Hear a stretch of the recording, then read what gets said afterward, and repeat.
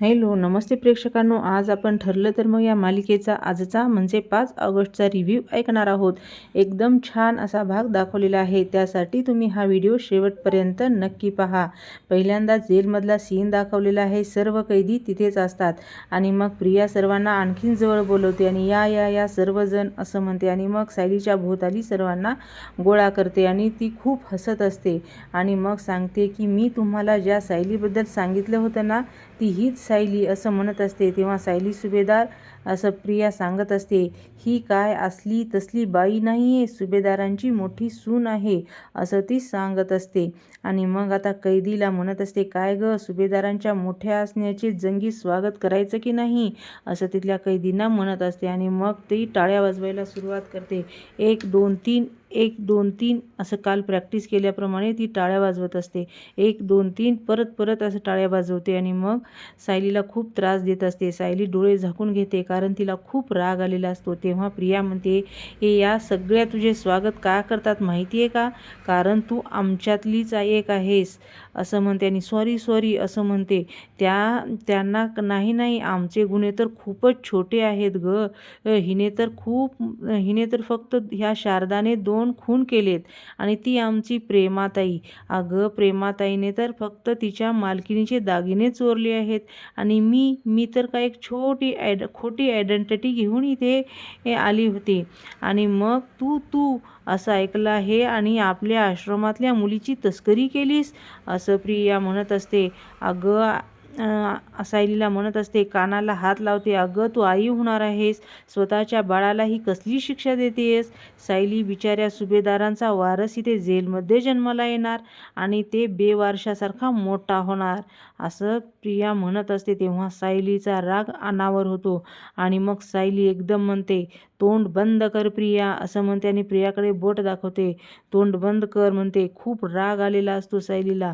आणि मग इकडे पुन्हा पोलीस स्टेशनमधला सीन दाखवलेला आहे. अर्जुन इन्स्पेक्टर सावंतला भेटायला गेलेला असतो आणि मग म्हणतो की इन्स्पेक्टर सावंत, या केसमध्ये तुम्हाला जे जे माहिती आहे ते मला सर्व सांगा असं म्हणत असतो. माझ्या बायकोच्या विरोधात कंप्लेंट कोणी केली आणि आश्रमातल्या ज्या मुली हरवल्या त्या मुलीपैकी कोणी सायलीचे नाव घेतले, का घेतले? मेन म्हणजे माझ्या बायकोवर पॉक्सो का लागलाय आणि मला नाही वाटत की ज्या मुली हरवल्यात त्या मुलीपैकी कोणीही 18 वर्षाच्या खाली आहे किंवा कमी वयाची असेल. तेव्हा इन्स्पेक्टर म्हणतात, मला थोडी माहिती मिळाली आहे.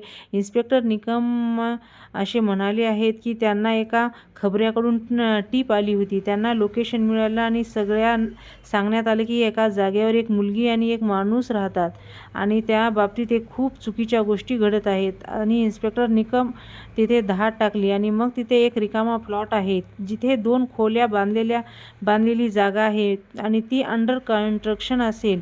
ती मुलगी अजून होती आणि ती मुलगी कुठली होती, तो माणूस कोण होता असं विचारत असतो. तेव्हा इन्स्पेक्टर सावंत सांगतात, इन्स्पेक्टर निकम जेव्हा तिथे गेले तेव्हा त्यांना दिसलं असं सांगतात आणि पण दाखवलेलं आहे की तिथे सोनल नावाची मुलगी आणि तिचे काका म्हणून आलेला असतात तो सुरेश, या दोघांनाही बांधून ठेवलेलं असतं. मग इन्स्पेक्टर सावंत ते निकम येतात आणि सोडा असं म्हणून त्या दोघांनाही सोडायला लावतात. मग तिथे एक लेडी हवालदारसुद्धा असते. मग ती लेडी हवालदार त्या सोनललासुद्धा सोडते आणि मग त्या सुरेशला विचारतात, कोण आहेस तू, तुला कोणी बांधून ठेवलं? ते इन्स्पेक्टर निकम विचारतात. सोडू नकोस त्याला, तो पळून चाललेला असतो.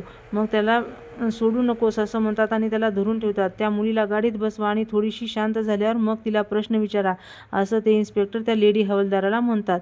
कोण आहे, कुठून आली आहे, सगळे प्रश्न विचारून घ्या असं म्हणतात. त्या हवालदाराला तिचं मेडिकल चेकअपसुद्धा करून घ्यावं लागेल आणि मग तिला चल ग म्हणून घेऊन जातात. आणि मग आम्ही आलोय ना, तुला आता काय आमच्यासोबत ठेवणार आहे, तू घाबरू नकोस, तुला ज्यांनी बांधून ठेवलं होतं ना त्यांना पकडले आम्ही, चल तू. तिला घेऊन जातात आणि मग तिच्या काका म्हणून आलेल्या खोट्या सुरेशला पकडत म्हणतात, तू काय केलंस असं तिला कॉलरला धरून विचारत असतात त्या मुलीसोबत. असं इन्स्पेक्टर काय केलं त्या मुलीसोबत असं विचारत असतात. तेव्हा सुरेश म्हणतो, काही बोलण्याच्या आधीच तिथे कॅमेरे काय काय वस्तू घेऊन एक हवालदार येतो आणि म्हणतो की साहेब बघा इथे काय सापडलं आहे असं म्हणत असतो आणि मग त्या वस्तू दाखवत असतो. ते इन्स्पेक्टर म्हणतात, सगळं फॉरेन्सिक टेस्टसाठी पाठवा, याचं सुद्धा मेडिकल चेकअप करून घ्या, जागा कोणाच्या नावावर आहे ते सुद्धा बघा असं म्हणतात. ते सगळं इन्स्पेक्टर सावंत अर्जुनला सांगत असतात आणि मग आता अर्जुन म्हणतो, म्हणजे तो माणूस सुरेश कदम होता, सोनलचा काका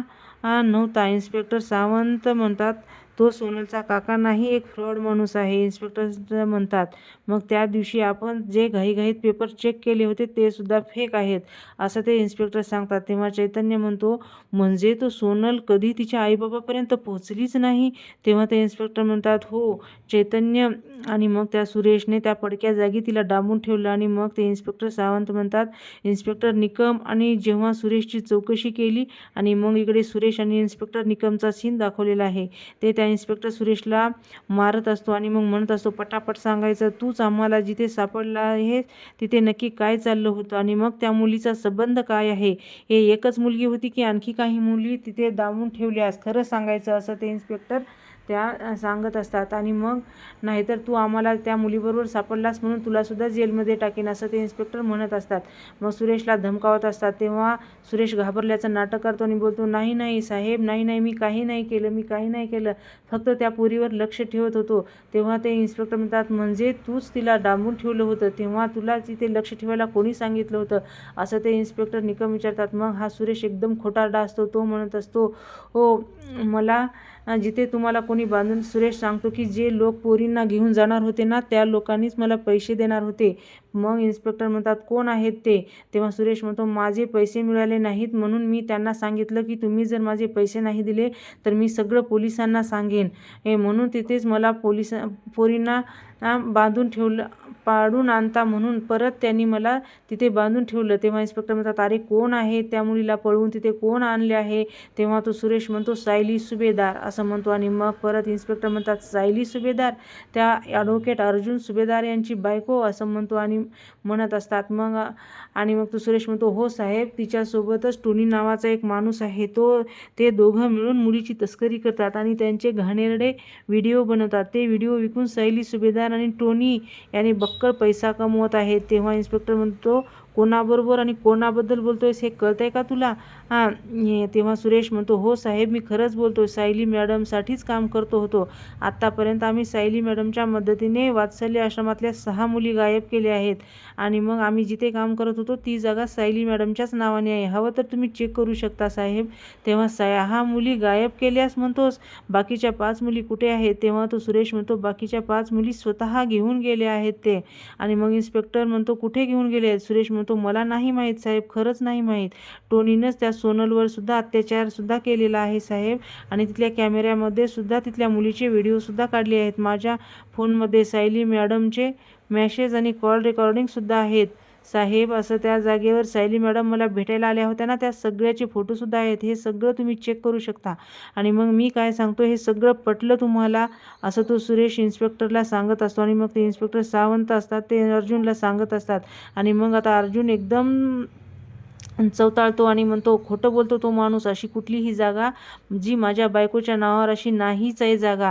तिच्या नावावर आत्ताच रविराज किल्लेदारांच्या प्रॉपर्टीचे या पेपरवर सह्या केल्या आहेत, सो अशी कुठली जागा असू शकत नाही. आणि ही जी कुठली जागा आहे ना, ही माझी बायको कुठेच गेली नाही, कधीच गेली नाही. आणि हा चैतन्य म्हणतो, हा सुरेश सोनलचा काका म्हणून आला होता ना, आपल्याला तर माहिती इन्स्पेक्टर सावंत. तेव्हा इन्स्पेक्टर सावंत, हो तो सुरेश कदम, असं का बोलतोय, मला पण काहीच कळत नाही. आणि तिची ती मुलगी सोनल, तिने सुद्धा तिचं स्टेटमेंट दिलं आहे. अर्जुन म्हणतो, ग्रेट, ते असंच म्हणाली असेल ना की सुरेश जे म्हणतोय ते खोटं आहे? तेव्हा इन्स्पेक्टर सावंत म्हणतात, नाही, तिने सांगितलं की सायली मॅडमशी बोलताना ऐकलं आहे. तेव्हा अर्जुन म्हणतो, नाही, सोनल या सायलीबद्दल असं बोलू शकत नाही, ते मला स्पष्टपणे हे माहिती आहे, हे असंच झालं आहे, अर्जुन म्हणत असतो. आणि मग ते सोनलचं जे स्टेटमेंट आहे ते दिलं आहे, इन्स्पेक्टर असं सांगतात. तेव्हा सायली मॅडमच्या विरोधात आहे. चैतन्य म्हणतो, सायली वहिनीवर पॉक्सो, सगळ्या मुलींचे वय तर 18पेक्षा जास्त आहे. तेव्हा इन्स्पेक्टर सावंत म्हणतात, त्या सुरेशनं असलं स्टेटमेंट दिले की त्या मुलीचं वय, मानसी आणि तिच्याबरोबरची एक मुलगी आहे, त्या मुलीचं वय ना, त्या दोघीचंही वय अल्पवयीन आहेत, असं ते इन्स्पेक्टर सावंत सांगतात. आमच्या माहितीप्रमाणे इन्स्पेक्टर इन्स्पेक्टर निकम नसून निकम यांना सोनल अल्पवयीन असल्याचा पुरावा सुद्धा मिळाला आहे, असं इन्स्पेक्टर सावंत सांगतात. अर्जुन म्हणतो, नाही नाही, हे चुकीचं आहे, कारण माझ्या माहितीप्रमाणे ज्या मुली हरवल्यात त्यापैकी कोणीही अल्पवयीन नाही. तेव्हा इन्स्पेक्टर म्हणतात, हे मला वाटते, पण हे प्रकरण खूप अवघड आहे. निकमांना सायली मॅडम आमच्या विरोधात अजूनही काही पुरावे मिळाले आहेत, त्यामुळे त्यांनी अटक झाली आहे. तेव्हा अर्जुन म्हणतो, कोणीतरी माझ्या बायकोला अडकवत आहे. कोण आहे हे फक्त सुरेश आणि सोनल सांगू शकतात मला. अर्जुन, इन्स्पेक्टर साहेब, मला त्यांना भेटायचं आहे. तेव्हा इन्स्पेक्टर म्हणतात, सॉरी, तुम्हाला नाही भेटू देणार, कारण परवानगी भेटणार नाही. असं सुरेशला भेटायचं असेल तर आपल्याला निकमशी बोलावं लागेल, कारण ही केस आता त्यांच्याकडे आहे. हे आता तुमची मी फारशी मदत नाही करू शकत, असं सावंत म्हणतात. अर्जुन म्हणतो की मी बोलतो त्यांच्याशी, चला जाऊया, असं म्हणतात. आणि मग अर्जुन चैतन्य जातो. परत एकदा सीन दाखवलेला आहे जेलमधला. सायली म्हणत असते, प्रिया तोंड बंद कर, कारण मला काही फरकच पडत नाही की माझ्याबद्दल तू काही बोललीस, पण माझ्या बाळाबद्दल एक शब्द जरी काढलास ना तरी याद राख, तुझी लायकी नाही माझ्या बाळाबद्दल बोलायची. आणि एवढा वेळ काय केलंस ग? तुमच्या गुन्ह्याची यादी वाचलीस ना माझ्यापुढे, आणि तुमच्या गुन्ह्या माझ्यापेक्षा कसे लहान आहेत ते सांगितलं ना, पण हे एक महत्त्वाची गोष्ट सांगायला विसरलीस की ह्या सगळ्यांनी हे गुन्हे केलेत, माझ्यावर या गुन्ह्याचे खोटे आरोप केलेत. आणि या सगळ्यात महत्त्वाचा फरक सांगू, माझ्या पाठीशी माझं अख्खं कुटुंब आणि माझा नवरा ठामपणे उभे आहेत. तुझ्या पाठीशी कोण आहे ग? तू एकटी पडली आहेस. एकटी? तेव्हा प्रिया म्हणते, एकटी तुझ्यामुळे पडले ना, तूच पाठवलेस ना मला इथे.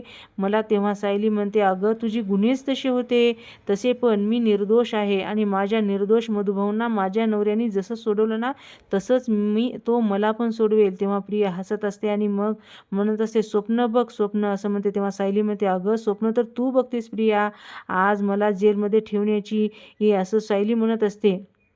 आणि पण सत्य तर हे आहे की मी काहीच दिवसात इथून निघून जाईल, तू मात्र इथेच राहशील या जेलमध्ये. आणि हो, सगळ्यात महत्त्वाचं, माझ्या बाळाचा जन्म जेलमध्ये होणार नाही, जेलमध्ये ना होईल ना ते वाढेल. फक्त तुझ्या बाळाच्या भविष्यात काय वाढून ठेवलं आहे ना त्याचा विचार कर प्रिया.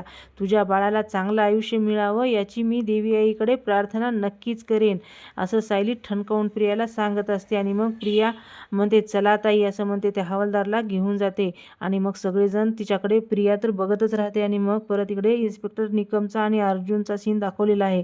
इन्स्पेक्टर निकम म्हणतात, अर्जुन सर, तुम्हाला तुमची परिस्थिती समजते, पण आरोपीचे वकीलपत्र अजूनही नाही आहे तुमच्याकडे, आणि हा विषय खूपच सेन्सिटिव्ह आहे. शिवाय या केसचा तपास अजूनही सुरू झाला आहे, म्हणून मी तुम्हाला सुरेश आणि पीडित मुलीला भेटण्याची परवानगी नाही देऊ शकत. तेव्हा अर्जुन तो, ठीक आहे इन्स्पेक्टर, मग मी वकीलपत्र घेतल्यानंतर त्या दोघांनाही भेटता येईल का, असं अर्जुन विचारतो. तेव्हा इन्स्पेक्टर वकील म्हणतात, वकीलपत्र घेतल्यानंतर सुरेशला भेटायला का नाही येणार नाही, का येते का नाही ते बघूया, पण त्या पीडित मुलीला आरोपपत्र दाखल झाल्यानंतर सुद्धा तुम्ही भेटू शकणार नाही, कारण ती मुलगी अल्पवयीन आहे आणि हे पोक्सोचे चार्जेस आहेत. ती मुलगी आता कोर्टात दिसेल ते, आणि मग रिक्वेस्ट यू, असं म्हणत असतो अर्जुन. त्या दोघांना भेटल्यावरच माझी इन्व्हेस्टिगेशनची दिशा ठरवता येईल, प्लीज, असं म्हणत असतो. तेव्हा ते इन्स्पेक्टर निकम म्हणतात, सॉरी अर्जुन सर, पोक्सो लागलेला असल्यामुळे आम्ही काहीच करू शकत नाही.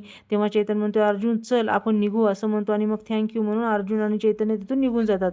आणि मग परत येतात, रस्त्यावर चालत असतात. आणि मग चैतन्य म्हणतो, आता आपली तपासाची दिशा कोणती आहे, असं तेव्हा विचारतो. तेव्हा अर्जुन म्हणतो, आपल्याला बेल मिळते का हे बघायला हवं, अर्जुन म्हणत असतो. आणि मग आता म्हणतो, फोन कर आणि बेल पेपर ॲडजस्ट करायला सांग, आपण सबमिट करायला हवं, आज सबमिट करता येणार नाही, आपणाला कोर्टाची वेळ निघून गेली आहे, असं अर्जुन म्हणतो. तेव्हा चैतन्य म्हणतो, आज फक्त अर्ज घेतील, ते कारवाई उद्याच करतील, असं चैतन्य म्हणत असतो. तेव्हा अर्जुन म्हणतो, हो. तेव्हा चैतन्य म्हणतो, तुझं वकीलपत्र रेडी करायला सांगितलं आहे. तेव्हा यस, असं अर्जुन म्हणतो. आणि मग सगळ्यात महत्त्वाचं, सुरेशला गाठायला हवं आपल्याला, असं म्हणत असतो.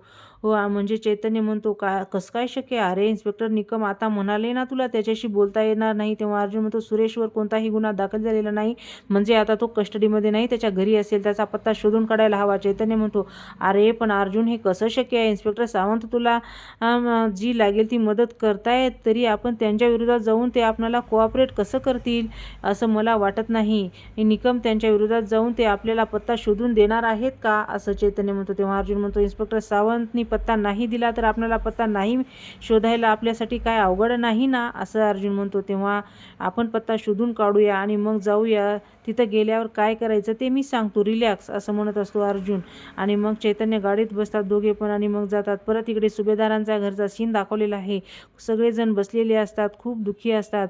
मग सगळे ते डेकोरेशन असतं ते अस्मिता आणि अश्विन काढत असतात. आणि मग मधुभाऊ म्हणतात, मला माफ करा, सायलीच्या आयुष्यातला आनंदाचा क्षण माझ्यामुळे दुःखात झाला, असं म्हणत असतात मधुभाऊ. कल्पनाताई म्हणतात, अहो तुम्ही स्वतःला अपराधी का म्हणतात, यात तुमची काही दोष नाही, सायलीचा, असं कल्पनाताई म्हणत असतात. अस्मितामध्ये आता कुठे प्रिया आपल्या आयुष्यातून गेली होती, सगळं चांगलं चाललं होतं, असं अस्मिता म्हणतच असते. प्रियाचीच दृष्ट लागली असणार, असं म्हणत असते. तेव्हा प्रतापराव म्हणतात, नाही पण हे सगळं मुद्दाम करतंय एवढं नक्की कोणीतरी.